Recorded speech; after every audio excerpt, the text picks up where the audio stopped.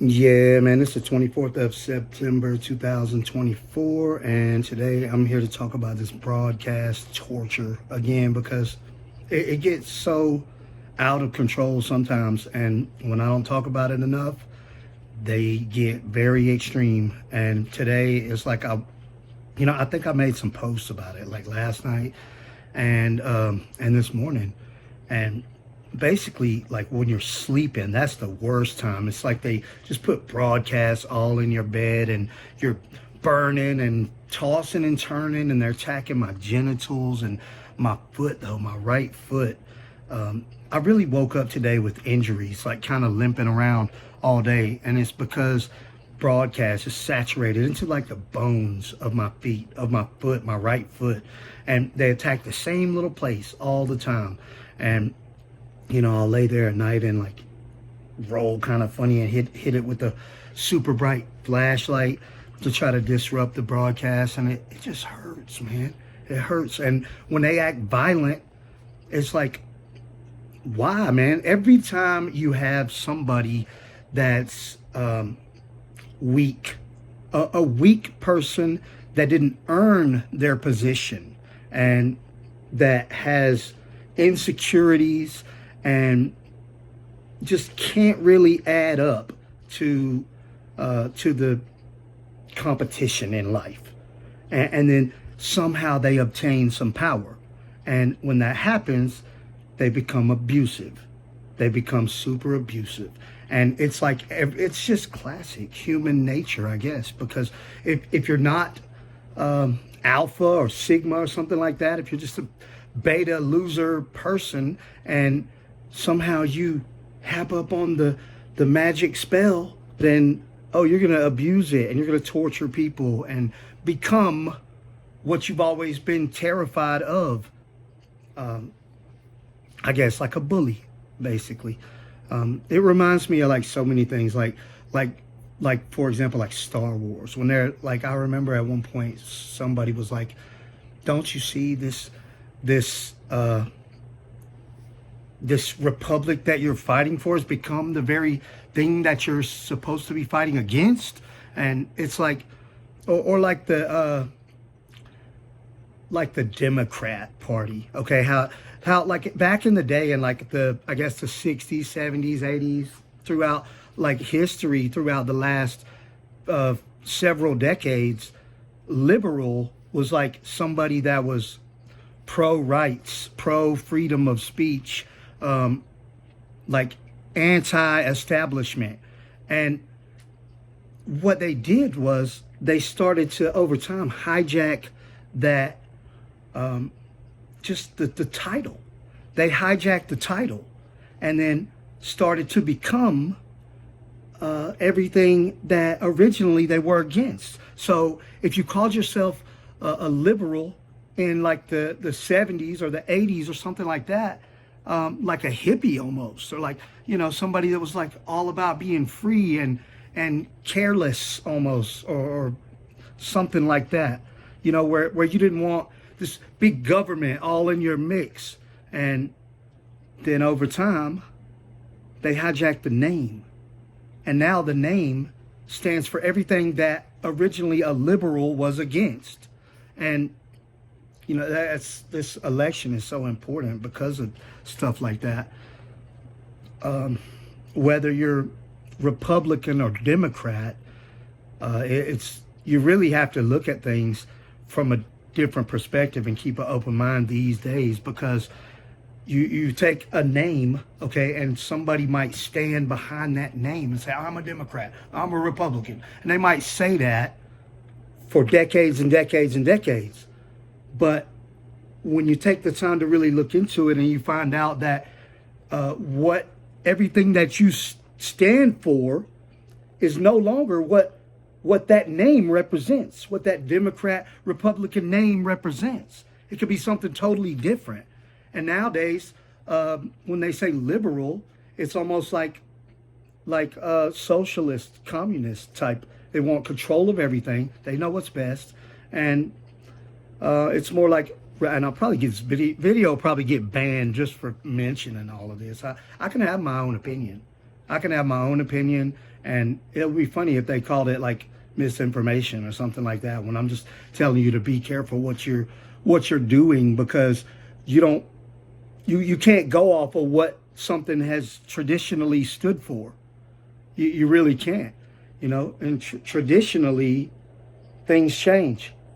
Traditionally money was gold. Money was backed by something, and now money is just this idea of these paper fiat currencies, and it's just something that you should probably study and look into with all of those things. I've studied a lot of that stuff extensively for many years, and I understand it very well. But yeah, these power hungry people that become gang stalkers, and then you wake up with injuries because they just want to hurt people. Some people would call like somebody like that like the death cult, But these kind of people, they're nobody that would ever face you in person. They're nobody that would stand up for themselves in real life. But if they can put on a little mind control headset and live as and control a broadcast and like attack you with that broadcast and talk trash, I got the same family of people that are on my neural monitoring for over a decade. Over 10 years, these guys came on my neural monitoring that I know of in 2013 and started hacking everything that I had. And some of the people, not the family I'm talking about that stayed forever, but they're part of the overall group. And some of the overall group are people that I knew very closely. And they're the same way. Coward people. Like the girl that has my neural monitoring, she was at the gas station one day, I remember, and this girl like basically punked her out and shut her up, and then she like yelled something as she like drove off. That kind of person, coward people, people that would never have power or gain status in a competitive type of atmosphere, right? They would only take an advantage of some secret power, okay, and then abuse that power because they would never have power otherwise. See, when people have power and they don't abuse that power, they truly earned it, and they weren't really looking for power in the first place. It's like the greater good of humanity type of mentality that some people have. And it just bothers me, man. It bothers me. It doesn't bother me like I used to, where I would come on here screaming and yelling and all the time making 20 videos a day and talking trash and making a lot of problems around the community or whatever with the people that are involved with this kind of stuff. And because it used to bother me that bad. But I really feel like there was a point where they had me down so much that I didn't care about my future. And when you don't care about your future, you tend to take more risks and act a little bit more irate. But they don't have me down like that anymore. But it still bothers me a lot that these people are just able to physically torture someone.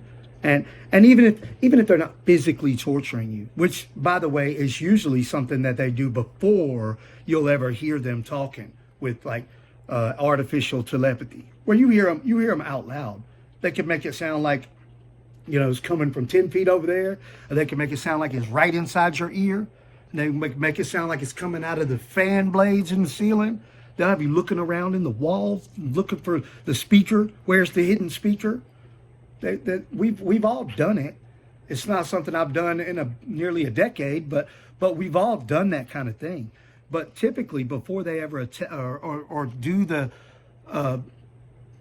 because that's the dead giveaway. The artificial telepathy out loud when they're talking, especially if you know them or have any association whatsoever, and especially if they talk trash and like talk about what you're thinking and let you know that they can see what you see and all of those kind of things. But before they ever do that, a lot of times they'll just be physically attacking you, making you think you got some kind of physical medical problems. Maybe attacking your chest area and you think you're about to have a heart attack all the time. Something's wrong. Maybe you're running back and forth to the doctor. Maybe they're putting you on some kind of prescription medication that's unnecessary, because there's not a pill or a medication that can fix a broadcast attack, some sort of microwaves penetrating you, controlled by some idiot somewhere that's just juiced on the power that they've obtained by having neural monitoring, since that's the only power they'll ever have. So of course they would turn into gang stalkers and abuse it, because they're cowards. They're coward, pathetic losers that can't compete. They're like men that want to play in female sports. Those kind of people.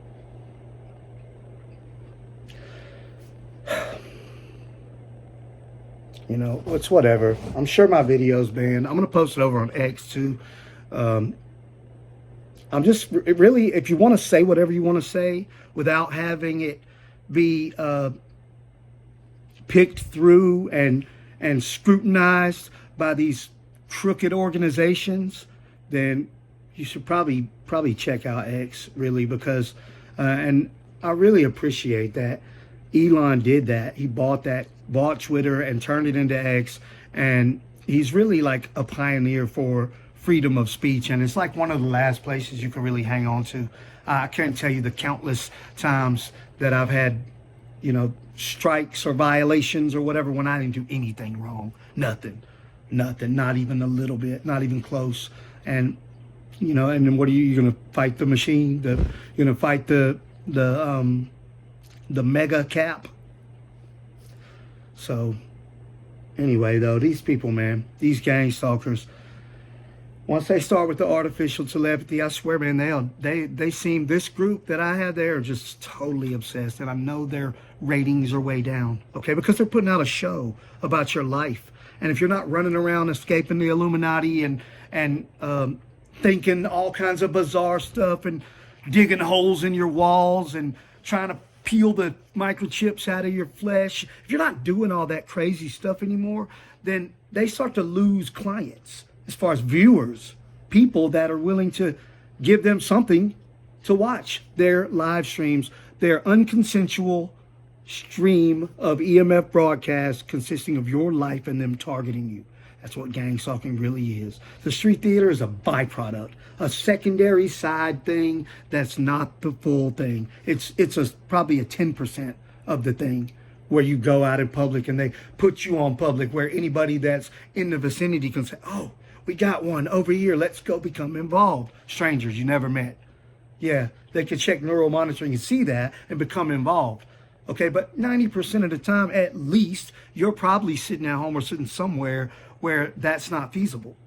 Okay, because you're not running around town probably much more than 10, 15% of the time of your life. And the rest of the time, you're just dealing with the broadcast people putting on the streams. They're still doing the live streams. They got different views. They got the view from their broadcast, the view off this reflection, the view off that mirror or TV screen or whatever. It's like all kinds of, any kind of reflective surface gives them a good view. So maybe if you don't want to have any views, you might want to like put matte paint all over your walls and have no mirrors, cover your TV screens. Even like your phone works as like a view for them. They can broadcast to that surface and then receive that reflective view. And there's just so many different ways they can do it. But they're putting out a stream, a show about your life. And when they're attacking you and doing all their little screams and stupid sounds and dumb voice settings, they're just trying to be entertaining. And I can tell you that it's been years now since my life has been very entertaining. Okay, as far as like on a widespread basis where a lot of people would be interested and want to watch, you'd have to be one of the few that won't go away, that are just addicted to the way that my mind works, to being connected to me, to receiving my neurological processes. And when they receive that, okay, imagine being some idiot and then receiving somebody that's everything you ever dreamed of. And then, not saying like I'm the greatest or something like that. I'm saying to them, yes, I am, to them, obviously, because they won't go away. And that's what they're addicted to. That's why people do drugs in the first place, because they want to achieve some elevated mental state, some different place in their mind that they can't achieve normally. So what do? They find the person that they love to connect to. The way your mind works, if they love that the most, you might never get rid of them. And they've completely given up, hopeless completely on their own life. They have no hope for their own life. They don't care about it. They don't care that they're getting older and older and they haven't done anything but sit in some dusty old room somewhere and be connected to you all the time. They're so obsessed living through you and loving every thought you have. And they flake out sometimes. You ever notice that with artificial telepathy, if you have some of these forever gang stalkers that won't go away, and sometimes you'll have like some daydream or something and think of something, and all of a sudden one of them will just have a flake out moment where they just can't contain themselves. Oh my God. You know, they're receiving your neurological processes. And sometimes it blows their puny little minds. It really does. But yeah, that's it. That's it for today. I'm just waking up injured and having to limp around. It bothers me. And I think that capital punishment for broadcast torture would be purely appropriate, like make the world a better place. I believe in that. I really do. I'm not soft about it or half-stepping or misspoke or none of that. I think people that use broadcast to torture and harm and shorten the life and mentally anguish and all of these other things that they do to us, I think that they should have capital punishment and make the world a better place. I really, truly believe it. And that's it. That's all for today. So thank you guys for all the support at EMF Broadcast on X. Follow me over there. And thank you for all the support on here. And I'll be back as soon as I can. Thank you.